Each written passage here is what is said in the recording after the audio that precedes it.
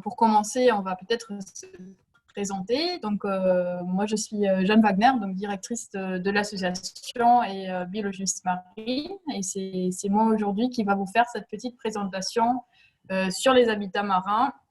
Et donc, il y a avec moi Dina en back-office pour répondre à toutes vos questions pendant la présentation et après, qui est coordinatrice des projets de sensibilisation et de la vie associative dans notre association Oulangana Nyamba. Bonjour à tous. Donc, Oulangana Nyamba, c'est une association de protection de l'environnement et plus spécifiquement des tortues. Et elle est active depuis 20 ans à Mayotte. Je vais rapidement vous présenter le cadre de notre intervention. Donc, je ne sais pas si vous m'entendez bien, mais il y a quelqu'un qui a commencé à scier quelque chose dans mon jardin. Donc, je suis désolée, fermer ma porte. Dina peut continuer à vous présenter le projet.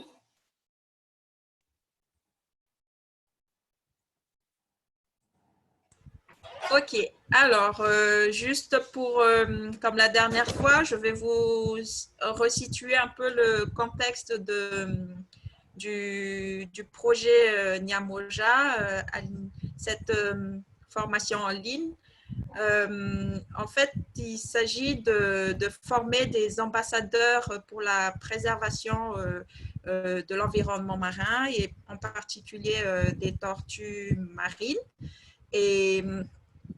Et à la base, on devrait le faire en présentiel, mais avec la situation actuelle, bon, on est obligé de le faire en ligne et c'est pour ça qu'on l'a ouvert à tout le monde. Donc, Jeanne, je pense que tu voulais parler un peu de l'association, le contexte. Je pense que oui, donc notre association, effectivement, elle est donc présente à Mayotte déjà depuis 20 ans.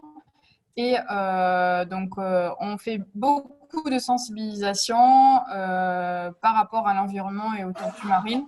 Et un de nos rôles, c'est aussi de former des ambassadeurs dans les différents villages, etc., pour que tout le monde soit au courant de l'importance de notre patrimoine naturel et de savoir comment on peut contribuer à sa protection. Voilà, donc j'espère que tout le monde a compris un peu comment l'outil Zoom fonctionne. Donc, vous avez différents petits outils. Vous avez l'outil Converser qui permet donc de parler entre vous et avec nous. Et vous avez, si vous avez des questions précises, vous les posez dans l'outil Q&R, donc questions et réponses. Et Dina va répondre à ces questions progressivement au cours de l'intervention, et puis les questions qui n'ont pas pu être répondues en écrit durant l'intervention, on va les répondre à la fin de la présentation, et on pourra même vous donner la parole quand vous levez la main. Donc tout ça, ce sera à la fin, une fois que la présentation est terminée. Donc, pour que vous vous concentriez sur l'écran, on va, à partir de maintenant, arrêter nos vidéos et on reviendra au moment des questions-réponses pour que ça soit un peu plus personnel. Voilà, donc Dina, on va je tiens à rajouter quelque chose aussi. C'est en fait la séance, elle est enregistrée. Donc, au moment de la question quand on va vous donner la parole au moment à la fin, si vous souhaitez ne pas figurer sur la vidéo, veillez à ce que votre caméra ne soit pas allumée. Merci. Merci Dina. D'accord, à partir de maintenant, donc nous, on va couper nos vidéos également. Hop, voilà. Donc, comme je vous ai précisé, aujourd'hui, nous allons donc parler des habitats marins et nous allons partir de la mangrove et on va traiter aussi des herbiers et on va finir avec les récifs coralliens. Donc, au programme, je vais d'abord vous faire découvrir ces différents habitats marins Puis, je vais vous parler un peu de la connectivité parce qu'il faut savoir que ces habitats sont très fortement liés les uns entre les autres. Et puis finalement, on va aborder quelques bons gestes pour que vous sachiez comment aider à contribuer à les protéger. Donc, pour faciliter la compréhension, nous allons partir de la côte et progressivement nous éloigner de la côte pour finir au large. Donc, nous allons donc explorer les différents habitats de notre lagon que nous allons croiser sur notre passage. Donc, en partant de la côte, nous tombons d'abord sur la mangrove. Donc, la mangrove, elle marque la limite entre la terre et la mer. Il s'agit d'une forêt qui pousse avec les racines dans l'eau. Et si on continue depuis la mangrove, si on s'avance en direction du lagon, on va ensuite tomber sur un autre habitat, c'est les herbiers marins. Les herbiers marins qui ressemblent à des prairies sous-marines composées d'herbes. Ensuite, en s'éloignant encore plus de la côte en direction du large, on va tomber sur les premières formations récifales. Et les mangroves, les herbiers et les récifs, c'est les trois principaux habitats qu'on peut rencontrer dans le lagon de Mayotte et qui façonnent largement les paysages de ce lagon. Et donc, pour mieux comprendre le fonctionnement de chacun de ces habitats, nous allons donc les découvrir l'un après l'autre. Et on va commencer par la mangrove. Donc, qu'est-ce que c'est une mangrove? Une mangrove, en fait, c'est une forêt qui est composée d'arbres et ces arbres sont appelés les palétuviers. Donc, la mangrove, elle pousse dans l'eau salée ou saumâtre. Donc, les palétuviers ont dû s'adapter à ce milieu qui est très hostile, particulièrement à cause du sel, mais aussi lié au fait que sous l'eau, il y a beaucoup moins de possibilités de capter l'oxygène. Donc, dans ce milieu, aucune autre plante terrestre ne pourrait survivre. Donc, ces palétuviers font face à la salinité, à un substrat très très meuble, qui est la vase, et au fait d'être en partie immergé, donc en fonction des marées, une partie des racines, voire une partie de l'arbre est sous l'eau.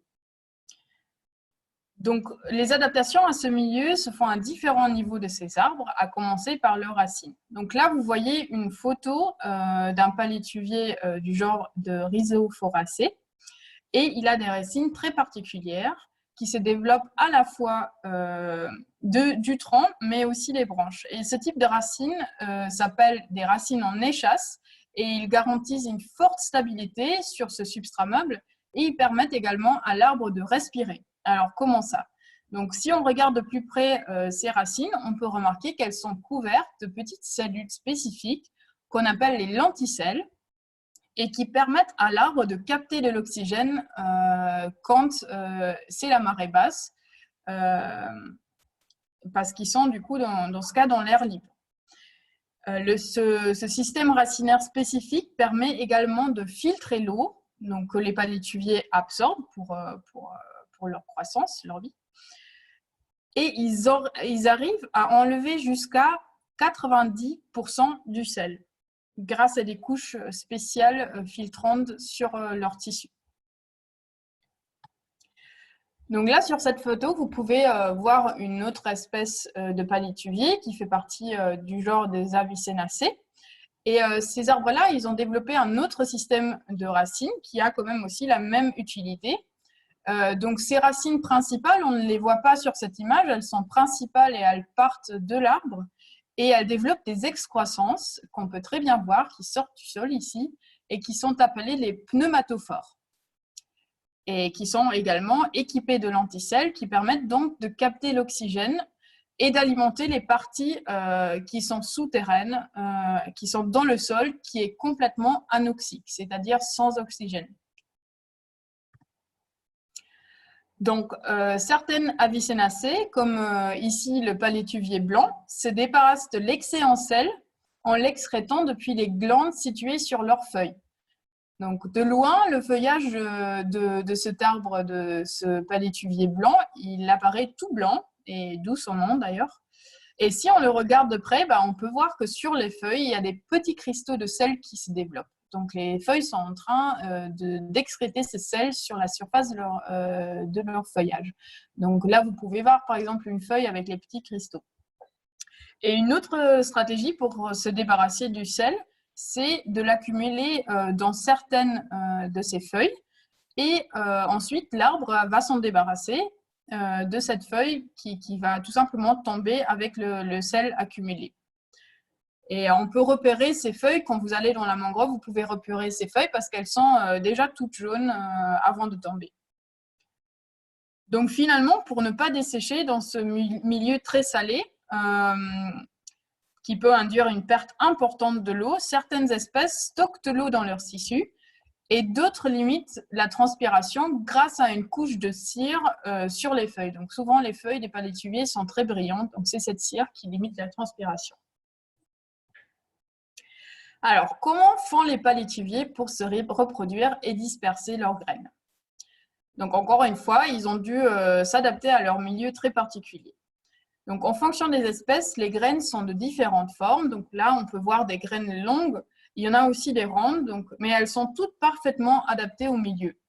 Donc ces graines sont en fait déjà des petites plantes, des petits embryons de plantes qui ont des bouts de racines et des débuts de feuilles quand ils sont encore fixés sur l'arbre. Alors certaines graines tombent à marée basse. Là, elles vont se planter directement dans le sol et former des racines pour s'ancrer et former donc un nouveau palétuvier. D'autres plantules peuvent aussi tomber à marée haute et dans ce cas, ça permet tout simplement aux palétuviers d'assurer leur dispersion parce que ces plantes vont flotter pendant des mois. Elles sont très très résistantes, donc elles vont flotter pendant les mois dans notre lagon et puis coloniser d'autres sites. Donc dès que cette petite plantule tombe sur un site qui correspond aux conditions favorables pour une mangrove, elle va changer de configuration physique et puis elle va devenir plus lourde et couler et se planter donc dans le sol. Et c'est comme ça qu'elle va donc former un nouveau palétuvier et puis quelques dizaines d'années plus tard, peut-être former une nouvelle mangrove si les conditions sont toujours bonnes. Donc voilà, vous avez pu constater que les mangroves ont vraiment des capacités exceptionnelles. Elles sont très étonnantes. Et je pense, après avoir appris tout ça, vous n'allez plus regarder les mangroves de la même façon. Donc, à Mayotte, nos mangroves sont composées de 7 espèces de palétuviers différents et elles couvrent 660 hectares au total, ce qui correspond à 30% du linéaire côtier. Donc, c'est très impressionnant. Et nous pouvons donc trouver ces habitats dans la plupart des baies, par exemple, des grandes baies de Mayotte, où il y a des conditions favorables. Alors, on peut se poser la question, mais comment vont les mangroves à Mayotte? Donc là, je vous montre une image qui sort d'une étude de Mathieu Janson, dans laquelle il a comparé les surfaces des mangroves entre 1950 et 2010 et leur évolution. Donc là, vous pouvez voir des flèches rouges qui montrent les mangroves qui sont en régression et la taille de la flèche montre l'importance de la régression. Donc, vous pouvez quand même constater qu'un bon nombre de mangroves, notamment à Tsunzu, à Bweni et à Dapani, sont en forte régression. Donc, les flèches qui sont en bleu montrent une augmentation de la surface des mangroves qui reste assez restreinte pour la plupart des mangroves, sauf pour la vasière des badamiers qui, elle, est en pleine expansion. Donc voilà, selon une étude un peu plus récente de l'Office national des forêts, cette tendance générale de régression se poursuit et ça fait donc que les mangroves sont un des habitats les plus menacés à Mayotte. Donc voilà, maintenant que nous avons fait un petit tour dans la mangrove, éloignons-nous un tout petit peu plus de la côte et allons découvrir les herbiers. Donc les herbiers sont aussi exceptionnels que les mangroves, mais ils sont un peu moins connus. Donc, il y a moins de choses à raconter, mais vous allez voir, ça va être quand même intéressant. Donc voici un herbier marin avec une petite tortue qui mange donc cet herbier. Donc les herbiers marins sont en fait des prairies sous-marines qui sont composées de plantes qu'on appelle les phanérogames marines. Donc, je sais que c'est un peu barbare comme mot, mais au moins vous avez le bon terme. Donc ce ne sont pas des algues, mais c'est des vraies plantes à fleurs, comme on peut les trouver en milieu terrestre. D'ailleurs, ce groupe de plantes à fleurs, il y a 100 millions d'années, ont recolonisé le milieu marin pour former ces herbiers sous-marins. Donc aujourd'hui, on peut trouver des herbiers sur 0,15% des fonds marins, ce qui n'est pas énorme. Et les scientifiques ont découvert l'intérêt de ces habitats très particuliers que très récemment. Donc, il y a encore beaucoup de mystères qui restent cachés sur leur fonctionnement. Il y a encore beaucoup de travaux à faire. Donc, les phanérogames marines possèdent les mêmes organes que les plantes à fleurs terrestres. À Mayotte, on peut trouver 10 espèces différentes. Donc là, on peut les voir sur ce schéma. Et sur chaque espèce, on peut distinguer, comme pour toutes les plantes à fleurs, des feuilles qui sortent d'une gaine et qui sont donc ancrées dans le substrat grâce à des racines, des petites racines qui sont liées entre eux par des rhizomes. Donc les feuilles sont souvent longues et c'est ça qui donne l'aspect de prairie à ces herbiers. Et les herbiers marins, comment ils s'agrandissent? En fait, c'est tout simplement par l'allongement de leur rhizome qui pousse donc horizontalement. Et à chaque nœud, un nouveau individu se produit. Donc en fait, toutes les petites herbes qui sont liées entre eux par un rhizome sont tout simplement des clones. Mais les herbiers font également de la reproduction sexuée. Parce que là, si on parle de clone, on parle de reproduction asexuée. Ils font aussi de la reproduction sexuée. Et comment elles font ça? Tout simplement, comme toutes les autres plantes à fleurs, ils vont développer des fleurs qui vont être pollinisées et qui vont se transformer en graines. Et ces graines, elles vont être dispersées par les courants et permettent donc de coloniser de nouveaux sites propices, exactement comme on a vu chez les palétuviers. Donc, les phanérogames marines, elles ont besoin de lumière pour survivre, comme toutes les autres plantes, parce qu'ils font la photosynthèse. Donc, c'est pour ça que la plupart des herbiers se trouvent à faible profondeur et souvent sur les platiers récifaux.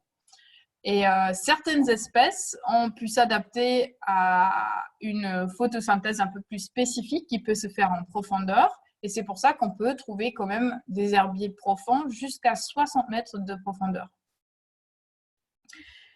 Et pour ceux qui ne connaissent pas la photosynthèse, voici un petit schéma simplifié. Donc, comment ça se passe? C'est le phanérogame, il capte du dioxyde de carbone, du CO2 dans l'eau, et il va, grâce à l'énergie solaire, le transformer en sucre, donc en glucides, qui sont donc essentiels au fonctionnement de la plante. Il va rejeter comme déchet l'oxygène dans l'eau. Et ce processus a lieu dans des cellules de la feuille, donc les cellules qui sont situées dans la feuille et qui sont équipées d'une structure particulière qui s'appelle le chloroplaste et qui contient d'ailleurs le pigment, la chlorophylle, qui participe à cette photosynthèse et qui donne aussi la couleur verte à la plante. Alors, où se trouvent les herbiers à Mayotte? Parce qu'on en parle beaucoup, mais c'est difficile de les voir si on n'a pas l'habitude. Donc, voici une carte qui est issue d'une étude que le Parc naturel marin de Mayotte a réalisée en 2014 sur les herbiers intertidaux, donc sur les herbiers qui ne sont pas très profonds. Et tous les points verts représentent des points où les chercheurs ont trouvé de l'herbier, tout au long de la côte et sur certains récifs barrières, platiers de récifs barrières. Et tous les points rouges, c'est là où les chercheurs n'ont pas trouvé de l'herbier. Donc là où il n'y a pas de points, c'est que les chercheurs n'ont pas cherché. Et il y a certainement de l'herbier ailleurs, mais cela n'a pas encore été exploré. Et très prochainement, il y a une nouvelle étude qui va être lancée à Mayotte pour explorer les herbiers très profonds qui sont encore moins connus. Alors, on peut se poser la question, mais comment vont ces herbiers à Mayotte? Quelle est leur tendance? Quelle est leur évolution? Et malheureusement, aujourd'hui, on n'a pas encore beaucoup de données pour tirer des conclusions sur cette question-là. Mais on est bien conscient que c'est des habitats très fragiles. Alors, après les herbiers, on va donc continuer. On va aller s'éloigner encore plus de la côte en direction du large et on va tomber sur les premières formations récifales.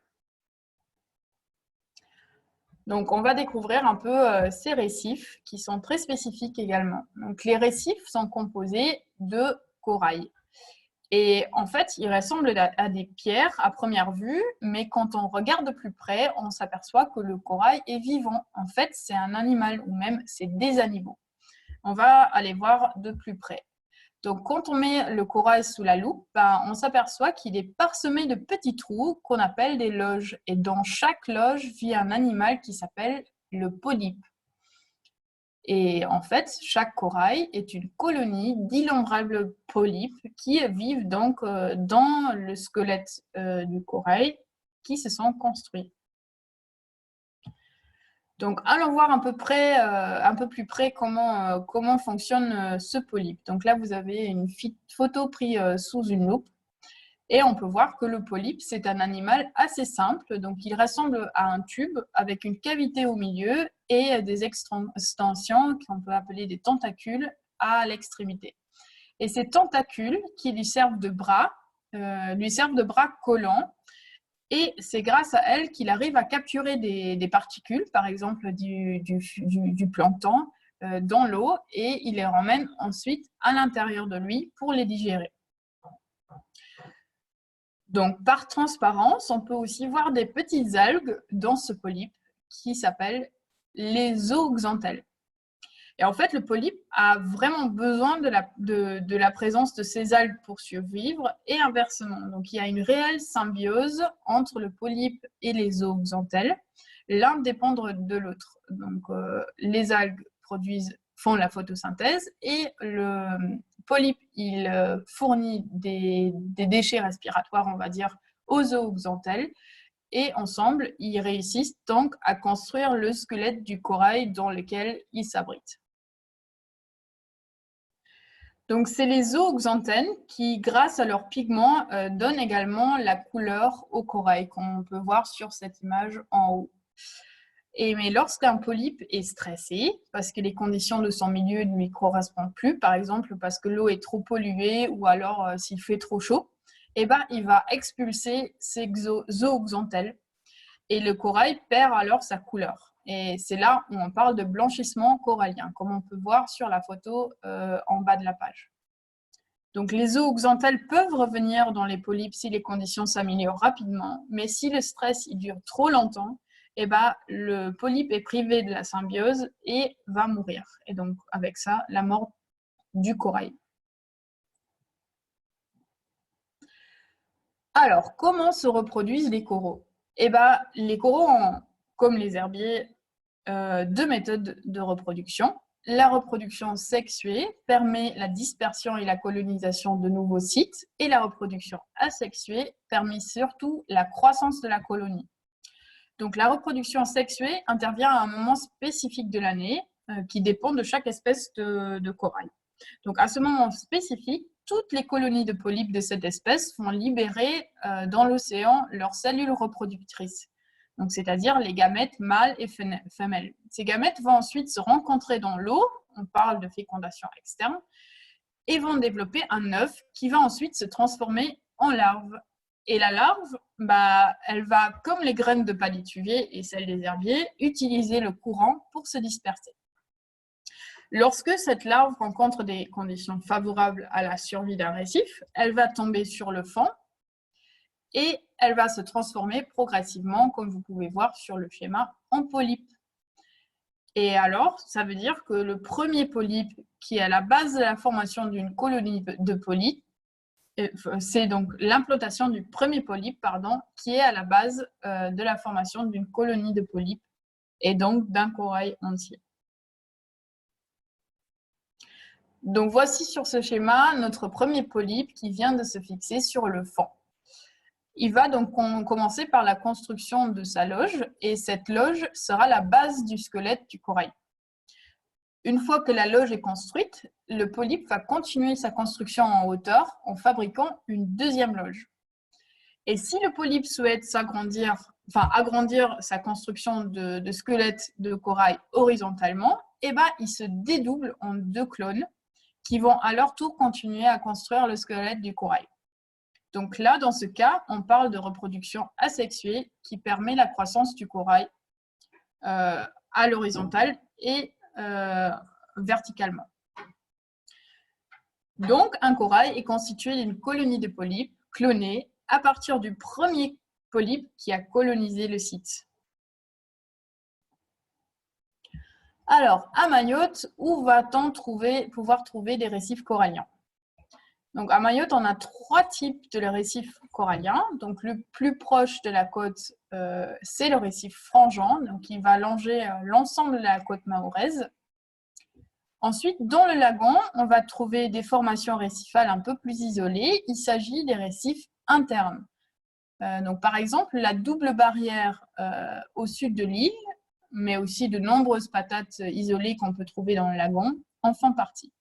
Et puis, on a un 3e type de récif, qui est le récif barrière, et c'est lui qui délimite le lagon. Donc, on peut se poser la question, comme pour tous les autres habitats, mais comment vont les coraux à Mayotte? Eh bien, tout simplement, ça dépend du type récifal. Les récifs frangeants, ils sont exposés à des pressions humaines croissantes et constantes. Et donc, au cours des années, ils ont perdu en biodiversité. Donc, il y a beaucoup moins d'espèces de coraux qui survivent, mais par contre, ils sont résistants au changement climatique, c'est-à-dire au blanchissement corallien. Donc, le frangeant, il va beaucoup moins blanchir, mais il a une grosse perte de biodiversité.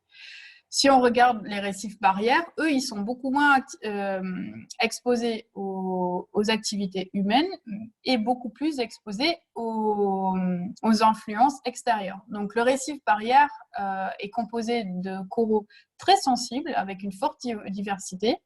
Et lui, par contre, il va être très impacté par les changements climatiques, par l'augmentation anormale de la température. Donc là, il peut subir des pertes de jusqu'à 80-90% de sa surface lorsqu'il y a une anomalie de température. Donc voilà, maintenant que vous avez découvert les 3 principaux habitats du lagon, vous avez pu découvrir que chacun a un fonctionnement bien spécifique. On va maintenant voir que ces 3 habitats ne sont pas du tout indépendants l'un de l'autre.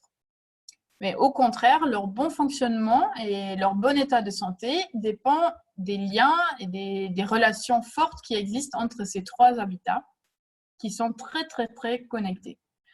Donc, l'équilibre de l'ensemble de notre lagon dépend de ce bon fonctionnement de ces 3 habitats.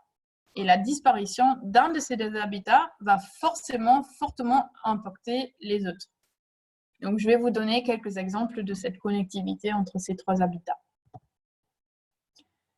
Donc, en plus d'être vraiment très étonnants et incroyablement beaux, les récifs coralliens, les herbiers et les mangroves sont également des véritables réservoirs à vie.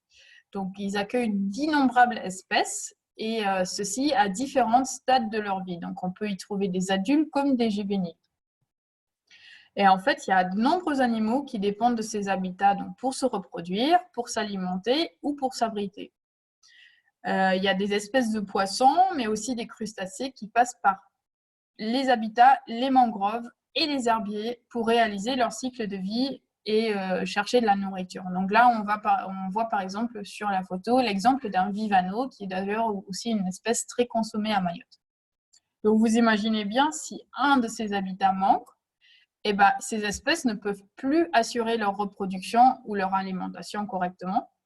Et c'est là où les populations de ces poissons ou crustacés vont chuter, ce qui aura bien évidemment aussi un fort impact sur la pêche. Donc, un autre exemple. Ces 3 habitats se protègent également mutuellement contre les vagues. Donc, comme vous le savez certainement, au large, les vagues sont très importantes avec une forte énergie.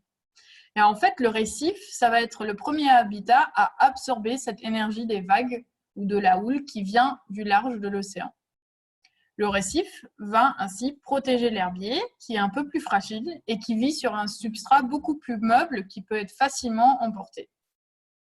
Et finalement, la mangrove, elle réduit les vagues lorsqu'elles arrivent au niveau de la côte et protège ainsi le littoral et évite l'érosion. Il stabilise le sol et empêche donc la mer de grignoter progressivement le trait de côte, ce qui peut entraîner une forte sédimentation et impacter les habitats qui suivent, donc les herbiers et les récifs. Donc cette fonction de protection côtière assurée par ces 3 habitats est aussi très importante pour nous, donc habitants de Mayotte, parce que grâce à ces habitats, nos villages sont protégés contre la houle, les tsunamis, les inondations et j'en passe. Donc, c'est aussi grâce à ces habitats que notre lagon est si calme et si accueillant pour la pêche et les loisirs. Souvent, vous pouvez le constater que notre lagon ressemble à un lac, donc ce qui est très exceptionnel en milieu marin. Donc, il est très protégé grâce à ces 3 habitats. Donc, un autre exemple, ces 3 habitats agissent également comme des pièges à sédiments et à nutriments. Donc, je vous explique. Les mangroves vont retenir une partie des sédiments qui proviennent de la terre. Et ils vont ainsi empêcher l'envasement des herbiers et des récifs, qui, eux, ont vraiment besoin de la lumière et des eaux claires pour survivre et faire leur photosynthèse. Donc, pour les nutriments, c'est la même chose. Donc, les nutriments qui sont lessivés dans la mer depuis la terre sont également progressivement absorbés par les palétuviers, puis par les herbiers et puis par les récifs avant d'arriver au lagon, ce qui fait vraiment une réduction forte en nutriments sur ce parcours. Alors, maintenant, on va commencer à comprendre pourquoi il faut les protéger. Donc, on va essayer de comprendre le rôle de ces 3 habitats à l'échelle de l'écosystème côtier entier, dont nous, hommes, faisons partie. Comme vous pouvez le comprendre, ces habitats sont fortement connectés, mais il y a aussi un fort lien avec le milieu terrestre. Donc, par rapport à l'érosion, par exemple, ou l'apport en matière organique. Donc là, on parle du continuum terre-mer et ce continuum terre-mer sera abordé par Dina dans l'une des prochaines formations. Donc, vous en sauriez plus. Et de manière générale, on peut voir que les activités humaines, côtières comme marines, comme par exemple la pêche ou les activités de loisirs, dépendent fortement de l'état de santé de ces 3 habitats. Et inversement, l'état de santé des 3 habitats dépend fortement de nos activités. Et ces activités, ils peuvent être pratiquées en harmonie avec l'écosystème côtier ou non. Et de manière générale, on peut dire que les activités humaines ne sont pas incompatibles avec la préservation de ces habitats marins si importants, mais si et seulement si ces dernières sont pratiquées de manière durable et respectueuse de l'environnement. Donc, c'est là où on voit le lien entre nous, humains, et ces habitats marins. Donc voilà, vous l'avez bien compris, ces habitats marins sont exceptionnels et en plus, nous en dépendons fortement. Donc, une dernière petite démonstration sur ce point. Donc, vous avez compris, ces habitats sont réellement notre richesse, mais cette richesse, elle peut également être évaluée financièrement. Parce que ces habitats nous rendent plein de services gratuitement. Donc, ils nous fournissent la nourriture via la pêche, ils offrent la protection contre les vagues et donc la stabilisation côtière, ils favorisent l'économie locale via la plongée, par exemple, les métiers du tourisme. Ils captent le dioxyde de carbone et réduisent ainsi les effets de serre responsables des changements climatiques, etc., etc. Et à Mayotte, en fait, cette valeur des écosystèmes récifaux, herbiers et mangroves a été évaluée par l'IFRECOR et on constate que les récifs et autres habitats contribuent jusqu'à 28 millions d'euros à l'économie locale de Mayotte par an. Donc, c'est énorme. Donc, dans ces 28 millions d'euros, 15 millions d'euros correspondent à la valeur ajoutée de la pêche et du tourisme, qui dépendent de ces habitats, qui sont producteurs. et 13 millions correspondent à la valeur de la protection contre les inondations et l'érosion de nos côtes. Donc, si jamais ces habitats n'étaient pas là, il faudrait mettre en place d'énormes structures pour assurer le même rôle de protection que les habitats offrent aujourd'hui gratuitement. Donc, il faut se rendre compte de ça. Donc, dans tout ça, il y a 900 emplois et 600 entreprises qui dépendent de ces services fournis par ces écosystèmes à Mayotte. Donc voilà, comment faire, nous, personnellement, pour les protéger? Donc déjà, il est important de savoir que c'est des milieux très fragiles, surtout les coraux et les herbiers, et qu'il ne faut pas les piétiner ou jeter une encre, parce que toute destruction physique peut les abîmer facilement, et c'est comme ça qu'ils perdent leur fonctionnalité. Les mangroves, par exemple, sont un écosystème très complexe, qui est divisé en plusieurs parties, mais chaque partie est dépendante de l'autre. Donc, si par exemple on enlève une partie, par exemple l'arrière-mangrove, la forêt en arrière-mangrove, pour construire ou alors pour faire un champ, et le reste de la mangrove va finir par disparaître progressivement parce que chaque partie de la mangrove a un rôle essentiel dans l'équilibre général de cet habitat. Donc là aussi, on a un rôle à jouer.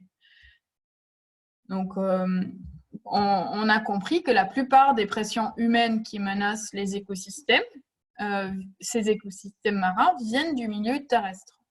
Donc, par exemple, la pollution, c'est un bon exemple. Donc, il est essentiel que pour nous qui vivons à terre, de jeter nos déchets dans la poubelle et de gérer les eaux usées et autres polluants qu'on peut produire pour préserver ces écosystèmes. Donc, même si le traitement des eaux usées est encore un peu défaillant dans la majorité des communes de Mayotte, il est possible aujourd'hui de réduire chacun son impact en utilisant des produits qui ne nuisent pas à l'environnement, par exemple des produits biodégradables pour faire le ménage, etc. Donc ensuite, on va aussi rapidement parler de l'érosion des sols. Donc, l'érosion des sols est un grand problème parce qu'elle peut finir par envaser ces habitats, donc ces 3 habitats, et elle peut être limitée par des barrières naturelles qui existent déjà, que sont les plantes. Donc, c'est tout simple. Plus il y a de plantes, plus le sol est retenu, moins de sol est libre et moins de sol part dans le lagon.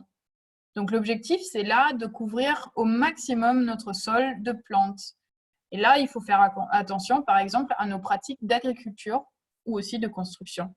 Donc, l'agroforesterie est souvent pratiquée à Mayotte et c'est une bonne alternative aux champs, aux monocultures de manioc ou de bananes qui ne stabilisent pas bien le sol et qui font alors que de tout part à la mer. Donc là aussi, on a chacun notre rôle à jouer en plantant les arbres ou en maintenant les arbres qui sont présents sur nos parcelles.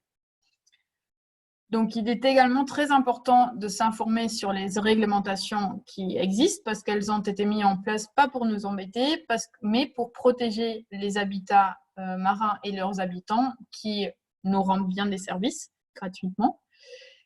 Et donc, il est par exemple interdit de poser des filets de pêche sur les récifs, les herbiers et dans les chenaux de mangroves pour éviter de les abîmer.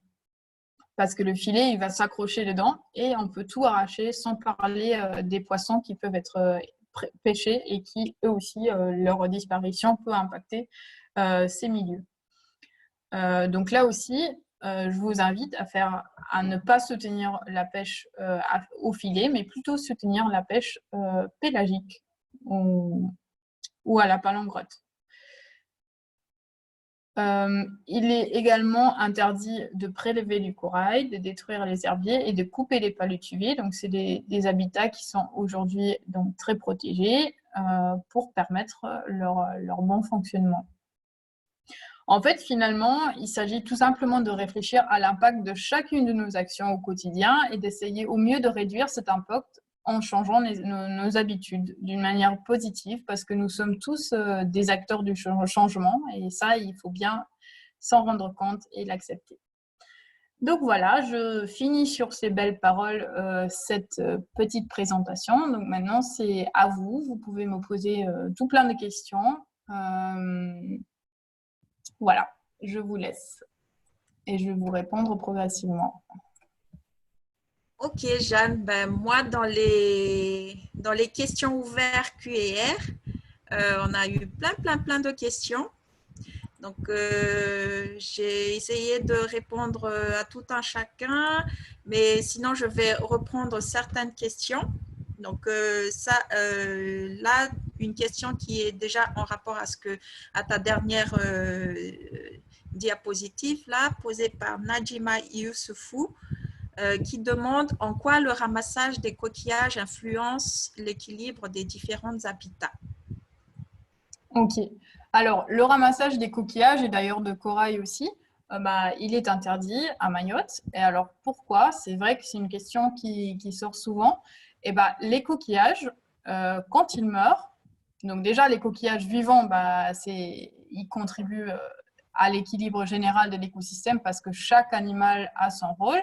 Les coquillages sont par exemple, les différents coquillages sont par exemple là pour brouter les algues qui se forment sur les récifs ou sur les herbiers et ainsi qui peuvent empêcher la photosynthèse ou alors même conduire à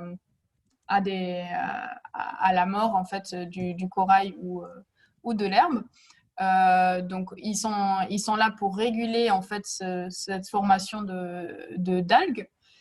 Et quand ils sont morts, en fait, ils ont le rôle aussi parce que tout simplement, ils vont contribuer à la formation du sable. Donc le sable qui est très important, comme vous pouvez le voir aujourd'hui à Mayotte, il y a certains endroits où le sable à l'époque a été enlevé. Et aujourd'hui, la plage n'est plus existante, ce qui modifie les courants, etc. Et ce qui peut également avoir des impacts sur ces habitats. Donc, bien sûr, le fait de ramasser un coquillage, ça ne va pas changer le monde, mais l'objectif, c'est surtout que chaque personne se sente responsable. Et si chaque personne à Mayotte ramasse un coquillage tous les jours, on va finir par ne plus avoir de sable ou alors ne plus avoir de coquillages vivants dans le lagon. Donc, c'est pour ça qu'il y a une influence. C'est toujours l'effet de masse qui est le plus compliqué à gérer et c'est pour ça que les réglementations sont mises en place pour éviter cet effet de masse. Donc, j'espère que j'ai à peu près répondu à votre question. Ok, il y a d'autres questions qui concernent la mangrove, notamment sur la production du sel par les feuilles. Il y a Jerry Liosu qui demande si ce sel est-il comestible. C'est une bonne question. J'avoue, j'ai déjà goûté justement pour voir si c'est du sel. De là à dire qu'il est comestible, je ne m'avancerai pas jusque-là.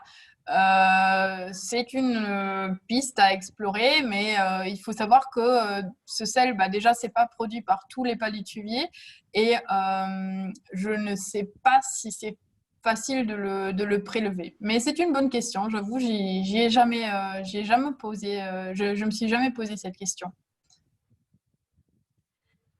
Encore une autre question de Najima Youssoufou.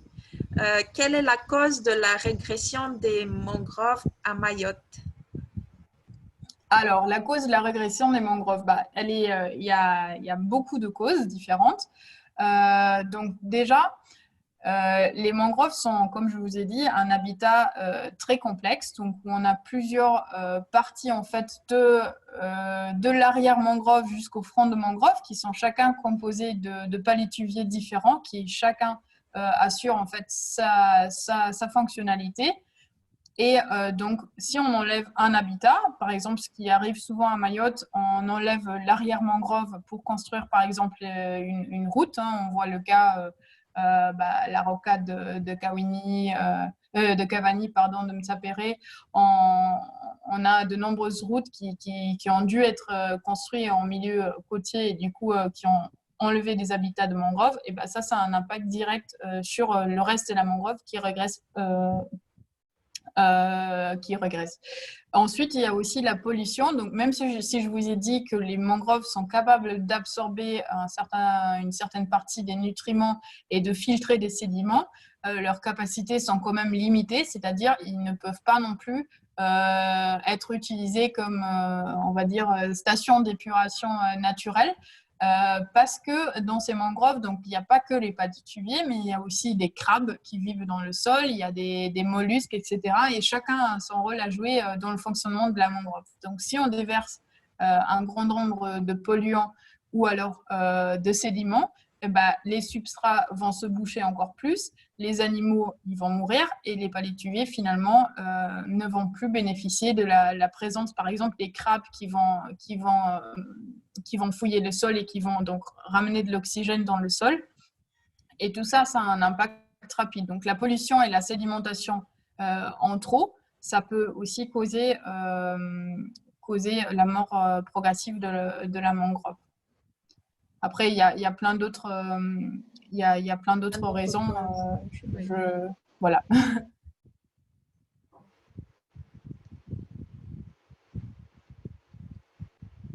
Une question de Émilie Gauthier.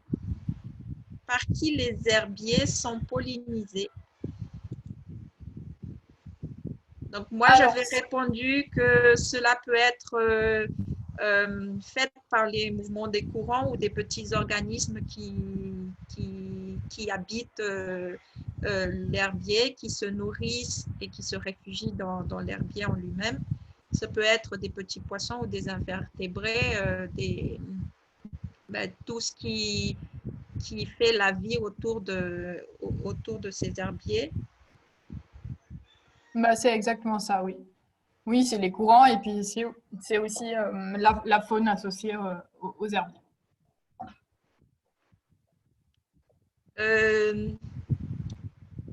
Une question de Eric Michaeli qui demande pourquoi les récifs frangeants est moins soumis au blanchiment alors qu'il subit la pression des activités humaines davantage que les deux autres types de récifs. Peut-être possède-t-il une structure plus solide? Alors, effectivement, je n'ai pas beaucoup appuyé, mais je peux vous expliquer un peu plus en détail. Donc, à Mayotte, on suit l'état de santé des récifs coralliens déjà depuis une bonne vingtaine d'années. Donc, on a beaucoup de recul en fait sur l'évolution des communautés coralliennes, notamment du récif frangeant. Et effectivement, ce qui s'est passé, c'est qu'au départ, le récif frangeant était composé de certaines espèces qui étaient sensibles au blanchissement.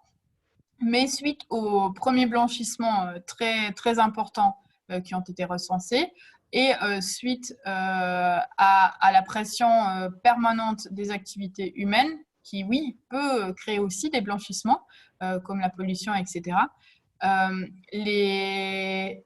ces récifs ont commencé par changer de communauté, c'est-à-dire les espèces sensibles se sont remplacées par des espèces résistantes.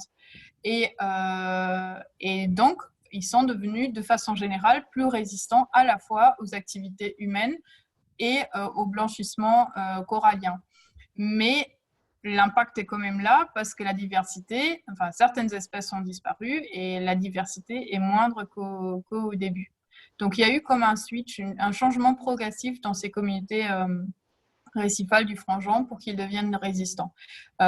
C'est comme beaucoup d'écosystèmes, il y a quand même une certaine plasticité, une certaine capacité d'adaptation de ces habitats qui n'est pas infinie, on va dire, mais il y a quand même certaines possibilités d'adaptation.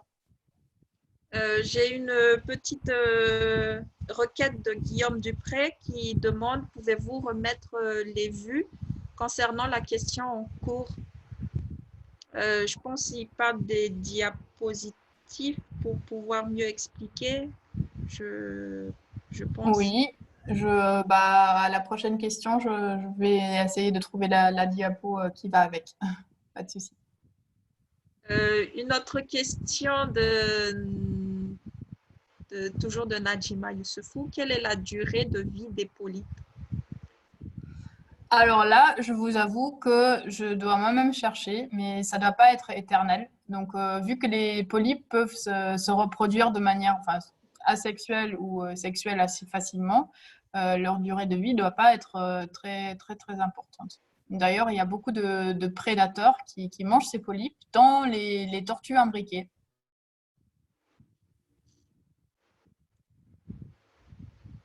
Ok, Julie Gomez demande quels sont les principaux moyens que les associations mettent en place pour protéger les habitats marins, les actions partenariales. Ok. Alors, je pense qu'un grand moyen, c'est déjà la sensibilisation, parce que comme je vous ai dit dans la présentation, c'est que la plupart des menaces, finalement, sur lesquelles nous, on peut changer des choses, bah, ils sont d'origine terrestre. Donc, ils sont liés à notre comportement, à nos habitudes. C'est là-dessus où les associations peuvent vraiment œuvrer. Donc, actuellement, à Mayotte, on a encore la chance d'avoir que ces récifs, ces mangroves et ces herbiers sont encore en place, même s'ils ne sont pas tous en bon état de santé. Je pense qu'il y a encore moyen d'agir. Et si chacun ensemble modifie ses comportements, et ceci soutenu par des politiques publiques qui priorisent la protection de l'environnement, ce que j'espère va être de plus en plus le cas, bah, on peut arriver à quelque chose. Donc voilà, les associations, pour moi, ils ont le rôle de sensibiliser à la fois les habitants, mais aussi les décideurs, pour justement la prise en compte de l'importance de ces habitats dans la gestion générale de Mayotte. Une autre question de Anzra. Je pense que ça concerne les récifs, l'effet du changement climatique sur les récifs barrières. Il demande, c'est pour cela que les récifs barrières est plus sensibles que les autres. Oui, c'est exactement ça. Donc, les récifs barrières, ils ont moins. Donc, on va dire, ils n'ont pas subi cet impact progressif lié aux pressions humaines.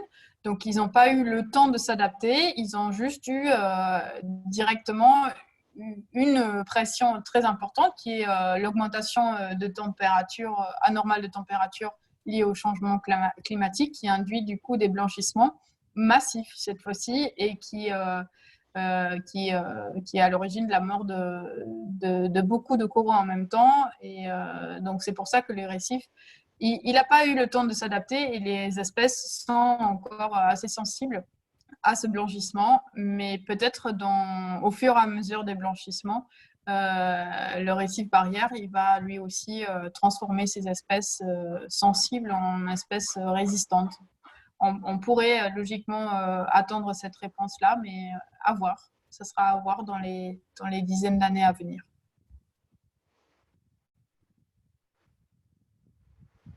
Ok, là je vois que on a encore de temps, un petit peu de temps pour la parole. Oui, bien sûr. Alors, il y a quelqu'un qui lève la main. Alors, c'est Guillaume Dupré.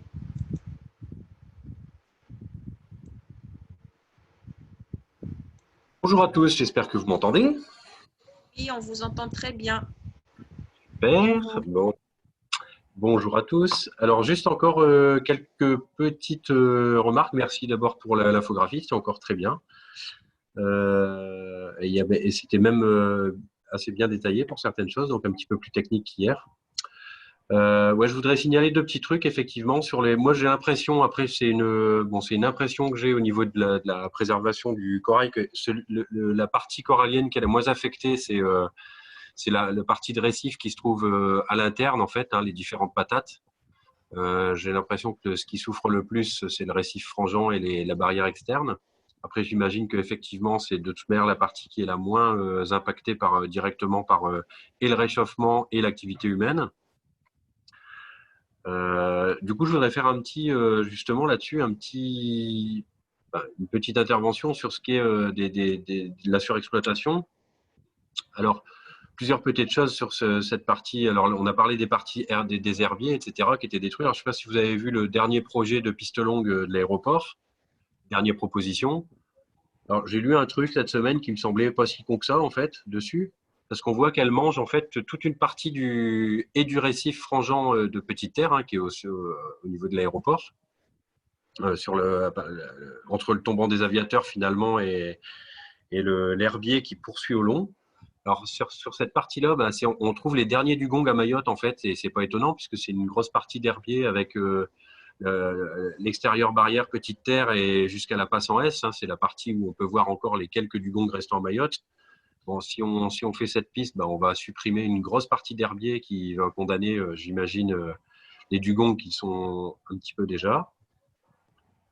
Est-ce qu'on a besoin d'une piste longue? Je suis pas sûr, parce que la proposition que je disais cette semaine, il y a quelqu'un qui disait un truc pas bête, c'est en fait on aurait on garderait les transports internationaux sur la Réunion et nous on aurait des billets pas chers pour faire des allers-retours Mayotte-Réunion, bah, ce serait amplement suffisant finalement. Voilà, du coup sur l'activité de l'homme, je vais signaler 2 autres petites choses quand même qui moi me marquent. Alors on a parlé hier du déversement avant-hier du déversement des eaux chlorées des piscines directement dans le lagon. Alors ça abîme beaucoup le récif. Alors les produits ménagers aussi énormément. Et il y a beaucoup de lessives qui sont en vente ici. Les lessives sont faites dans la rivière. Hein. On disait avant hier que l'océan a commencé dans les rivières.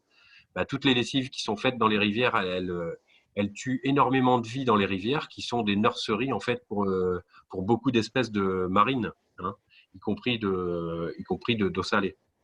Donc, il y a beaucoup de produits détergents qui sont déversés. Et quand bien même on utilise, on va dire, les égouts et les stations d'épuration, en fait, toutes nos canalisations sont bourrées de toute manière de trous, hein, où nos détergents vont se verser directement dans l'environnement avant même d'atteindre une station d'épuration. Sans compter les pesticides, les engrais qui sont utilisés parfois de façon très disproportionnée sur les territoires. Et tout ça, de toute manière, ça finira dans l'océan et ça finira dans nos assiettes avant même de tuer les espèces qui s'y trouvent. Voilà, une autre petite... vous avez parlé des filets, donc ça c'est bien parce qu'on trouve beaucoup de filets fantômes hein, quand on plonge, en fait, beaucoup de résidus de filets fantômes, y compris sur les plages quand on fait des ramassages. Alors, je voudrais parler, dernière petite chose, des mégots, de la pollution par les mégots. Hein. Un mégot de cigarette, ça pollue 500 litres d'eau. Et il y a des lieux comme par exemple Bandrélé, l'îlot Bandrélé, qui sert de lieu de fête à énormément de monde régulièrement. Et qui, lors du dernier ramassage, on a remarqué qu'en fait, la pollution au mètre carré au mégot est devenue catastrophique. Sur un mètre carré, on peut trouver des centaines de mégots de cigarettes sur cette plage. Voilà, il n'y a rien qui est fait au niveau des contrôles. Ça, c'est un peu dommage qu'il n'y ait pas des contrôles qui soient faits. On sait que c'est occupé par des bivouacs tous les vendredis, tous les samedis soirs, quasiment de l'année. Et forcément, à force, il y a même des bars qui ont été construits carrément sur place. Hein, ça devient des lieux de grande teuf avec la sono qui y va, etc. Le problème, c'est que au niveau environnemental, on retrouvait des boîtes de conserve, des sachets plastiques en veux-tu en voilà et des canettes. Maintenant, on retrouve des mégots par milliers, quoi. Voilà. Et dernière petite chose sur la surexploitation, c'est aussi la surexploitation qui est faite par le tourisme, hein, puisque Mayotte, c'est un beau lieu de plongée. Et il y a un lieu qui est ultra exploité au niveau de la plongée, c'est la passe en S. Et je pense que du coup, la vague de Covid-19, elle a fait du bien parce que pendant tout ce temps-là, il n'y a pas de plongeurs qui sont partis sur la passe en S. Et c'est le lieu le plus fréquenté, que ce soit par les gens qui font du PMT, et donc les entreprises qui ne font pas forcément de la plongée, mais du snorkeling, mais aussi évidemment beaucoup de plongeurs. Et la passe en S se dégrade beaucoup. Le récif blanchit parce que, à cause des conditions climatiques, mais il y a aussi les récifs frangeants et les platiers qui se détruisent. Alors, si on prend Nguja, Sakuli, l'herbier il est en train de disparaître quasiment totalement. Le récif frangeant il a été abîmé et il ne se retrouve plus qu'à la lisière et au niveau du tombant. Et alors, on voit énormément de gens piétiner ce récif, hein, notamment Nguja et Sakuli. Et puis, sur la passe en S, en fait, il y a une destruction. Alors moi, j'ai assisté à des parties de destruction, y compris par des moniteurs de plongée, hein, qui plongent mal, pas forcément équipés avec le bon matériel, même des moniteurs de club, et puis qui détruisent petit à petit le corail.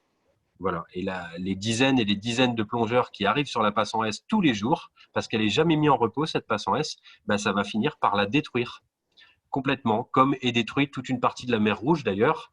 hein, autour de l'Égypte notamment, hein, où il y a, on a fait plonger des centaines de plongeurs tous les jours pendant des années, et maintenant, il n'y a plus de récifs.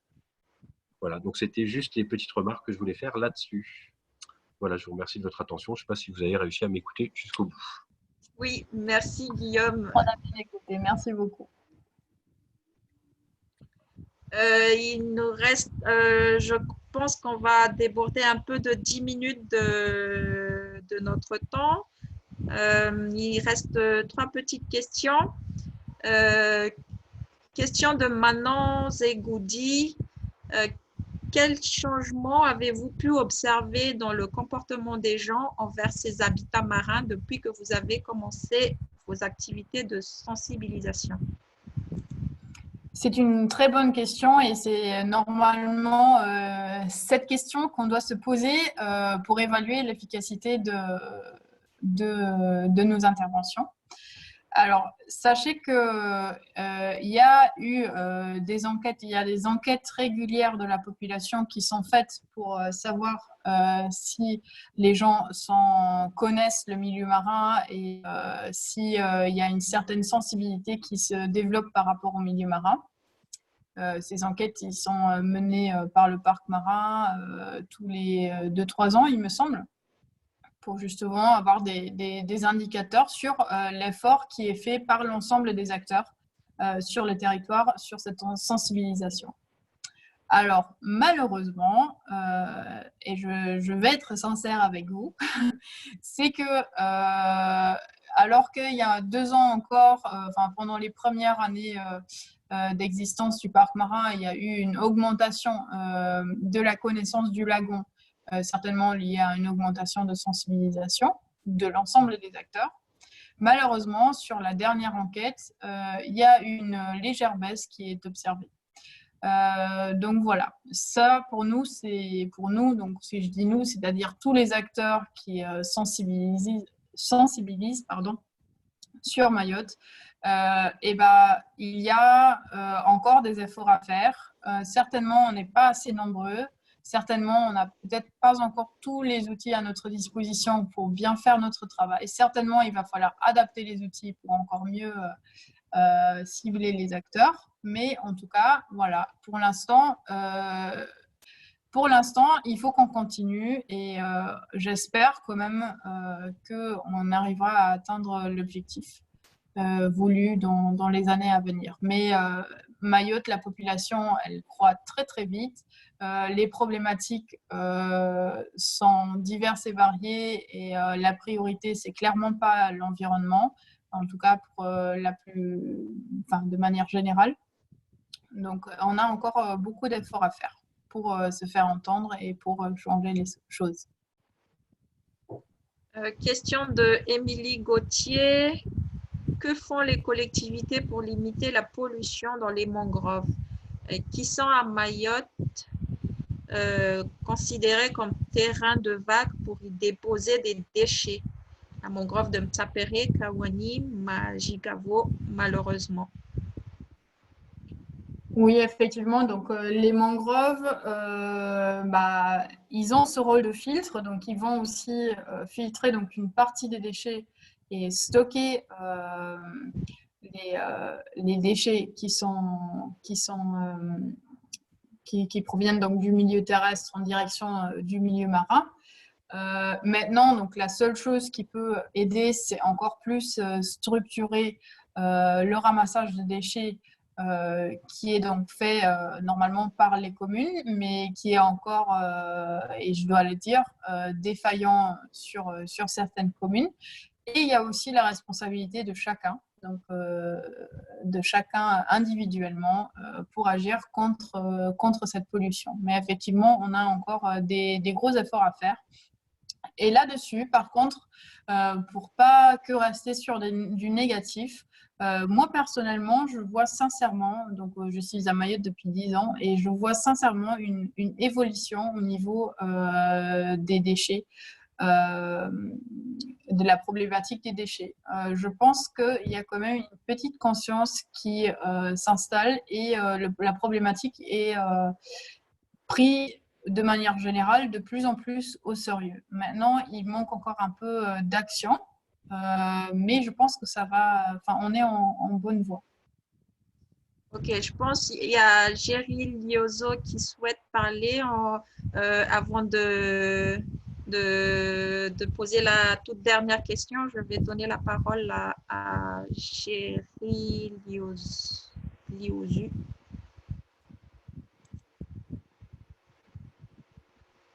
Bon. Bonjour. Oui, bonjour. Bonjour. Du coup, c'est Nadia Bonaidi. Ah, ah oui, J'ai c'est quelques Nadia, soucis, d'accord, ok. J'ai quelques soucis avec mon micro, du coup, je suis avec Jerry. Et en fait, je me demandais juste deux questions, en fait. Au niveau de la sensibilisation, donc, je crois que vous disiez que vous avez encore des outils à peut-être à explorer et tout. Donc, en fait, je suis chargée du patrimoine. Donc, moi, à Mayotte, enfin, on pense que, en fait, je sais pas comment dire, mais on pense qu'on protégeait pas forcément la mangrove ou l'environnement, mais la protection va se passer par donc les contes traditionnels et les légendes. Donc, je me suis dit peut-être que il y a, il y a ce piste à explorer parce que c'est à travers les contes et les légendes que la population s'identifie le plus. Et il y a pas mal de contes du coup liés au milieu marin. Donc, les mangroves avec les monaïssa, mais il y a aussi d'autres histoires. Et même le milieu marin, enfin, il y a pas mal d'histoires. Donc, je me suis dit que, enfin, c'est un piste en tout cas. Et, et puis, du coup, je me demandais si dans vos sensibilisations, il vous est arrivé des fois de, de parler des contes et légendes locaux. Oui, merci Alors, Nadia pour cette remarque en fait qui est complètement pertinente parce que en fait pour avoir une communication efficace, il faut bien sûr rallier la nature à la culture. Donc c'est une piste importante comme vous dites d'utiliser les outils culturels pour que le message passe et que pour que le message passe facilement surtout, parce que en fait, si c'est lié à la culture, ben ça a beaucoup plus d'impact que de prôner tout simplement faire des sensibilisations normales, comment si je peux m'exprimer ainsi. Pour les contes, d'ailleurs, je pense que je me suis rapprochée de vous Oui. pour, pour les contes Oui, à Mayotte. Donc, on va intégrer ça dans nos actions. Donc, c'est prévu. d'accord. Donc, merci Et, d'avoir insisté là-dessus. et puis, une seconde question, c'est parce que j'ai vu je crois que c'est à Tahiti, il y a le système qui s'appelle Coral Garden, c'est-à-dire ils prélèvent des coraux sains qui vont planter sur des coraux enfin, qui sont malades. Donc, je me demandais s'il y avait à peu près le même système pour préserver le corail à Mayotte. donc, c'est une très bonne question également. Il y a beaucoup de personnes qui se la posent, j'imagine. La replantation de corail ou les récifs artificiels est effectivement une méthode pour, on va dire, restaurer des écosystèmes marins. Après, à Mayotte, comme je vous ai dit, on a la chance qu'on a encore énormément de récifs et que la plupart des récifs sont encore en plutôt bon état de santé. Donc, je pense après, encore une fois, c'est un avis personnel. Je pense que tant que nous sommes en capacité de donner la possibilité à ces récifs de se régénérer naturellement, c'est-à-dire en réduisant les pressions, on peut espérer à ce qu'ils retrouvent naturellement leur état de santé. Les replantations de corail sont surtout faites dans des endroits où on a eu une suppression massive des coraux. Par exemple, il y a des projets d'aménagement, etc., qui ont vraiment enlevé une partie des coraux. Et c'est à ce moment-là que ces récifs artificiels sont très intéressants pour restaurer un milieu qui a été complètement perdu. Il y a aussi un autre souci, c'est que tant qu'on n'améliore pas les conditions, tant qu'on ne rend pas les conditions favorables à l'implantation du corail, qu'on mette des récifs artificiels ou des récifs naturels, dans tous les cas, ils ne vont pas pousser. Donc, un récif artificiel ne pourra jamais survivre dans un milieu pollué ou autre. Donc, dans tous les cas, l'accent va devoir d'abord être mis sur la prévention, on va dire, plus que sur la restauration. Je pense que ça sera l'étape à préparer pour après. Et je pense aussi que ça peut être assez dangereux de se dire que l'humain se dise, et il a tort d'ailleurs, qu'on peut facilement restaurer ou rétablir un écosystème naturel qui a été perdu parce que ça lui donne une justification pour l'enlever. Malheureusement, pour moi, on va faire un peu le parallèle avec nous. On peut, donc, dans un accident, perdre un membre, une jambe, par exemple.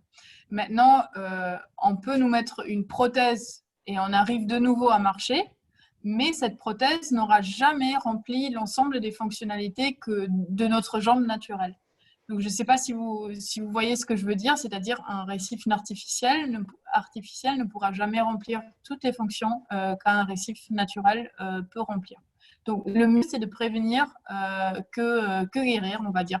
Mais effectivement, rien qu'au niveau pédagogique, les récifs artificiels sont quelque chose de très intéressant, je pense, et qu'on pourrait commencer à expérimenter à Mayotte. Donc, pour l'instant, ça n'existe pas encore, mais je pense que on peut, plus dans un cadre pédagogique, commencer à expérimenter ce type d'outils. Voilà, je ne sais pas si ma réponse vous convient. Par rapport au conte de tout à l'heure, il y a Héloïse qui mentionne qu'il existe des contes mahorais à dit sur les mangroves, et qui sont en accès libre sur le site du réseau EEDD et le site Mahorais a dit. C'est en chim mahorais et en français. Donc, le réseau EEDD, c'est environnement durable, développement durable, c'est ça? Oui, c'est ça. Donc, en fait, ça, c'est une initiative lancée par Mayotte Nature et Environnement dans le cadre de leur réseau EEDD. Et effectivement, ils ont produit quelques films assez intéressants liés sur des contes. D'ailleurs, le personnage principal, c'est le moine Aïssa. En tout cas, une perception du moine Aïssa. Et je vous invite vraiment à les voir. Ils sont très, très bien. Il y a Anzra qui a posé la question pour la préservation de la barrière. Y a-t-il des actions de réimplantation de coraux? Mais je pense que ça a été déjà répondu avec la réponse que Jeanne a donnée tout à l'heure. Une toute dernière question avant de finir, parce que là, on a déjà dépassé de presque 20 minutes du temps que nous avons pensé attribuer à cette formation. C'est une question de Najima Youssoufou qui a été posée tout au début de la séance. C'est quel bilan pourrez-vous faire pour résumer les actions que vous avez menées durant ces 20 dernières années, en positif comme en négatif? C'est une bonne question. Encore une fois, je pense que ça rejoint un peu nos réponses qu'on a eues. Encore une fois, à la base, donc, je ne sais pas qui est le nous, mais si c'est notre association, depuis 20 ans, on fait énormément de sensibilisation, mais on fait également des études scientifiques et des actions de protection. Donc, on agit à différents niveaux et surtout en utilisant la tortue un peu comme mascotte, cette espèce emblématique que tout le monde aime bien. Pour mieux sensibiliser sur l'ensemble du lagon. Donc, quel bilan tirer? Je pense que, comme je vous ai dit tout à l'heure, c'est qu'on a encore un long chemin à parcourir. Je pense qu'il est essentiel d'impliquer, comme disait Dina, la culture dans nos sensibilisations, de prendre en compte le contexte local et de continuer à travailler, notamment en utilisant des méthodes de gestion communautaire pour induire des changements.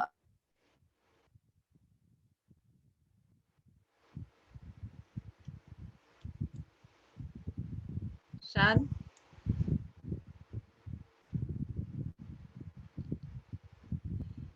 Ok, je crois qu'on a perdu Jeanne.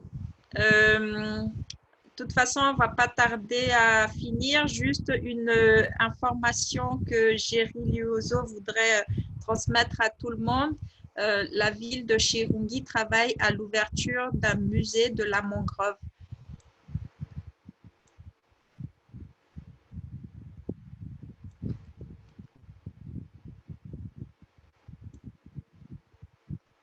Donc,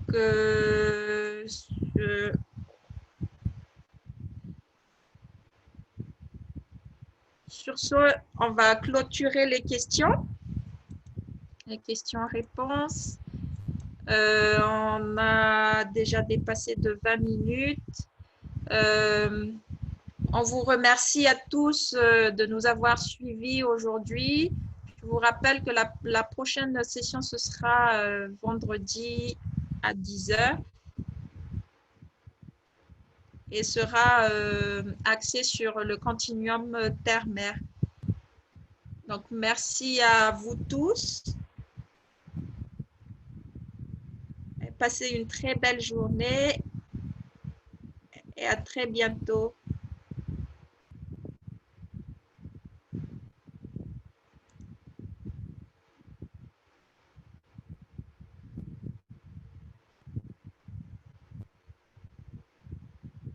Au revoir. Moi, je suis désolée, j'ai été déconnectée, un petit problème de connexion, donc désolée et merci à tout le monde et surtout à très vite pour la prochaine formation.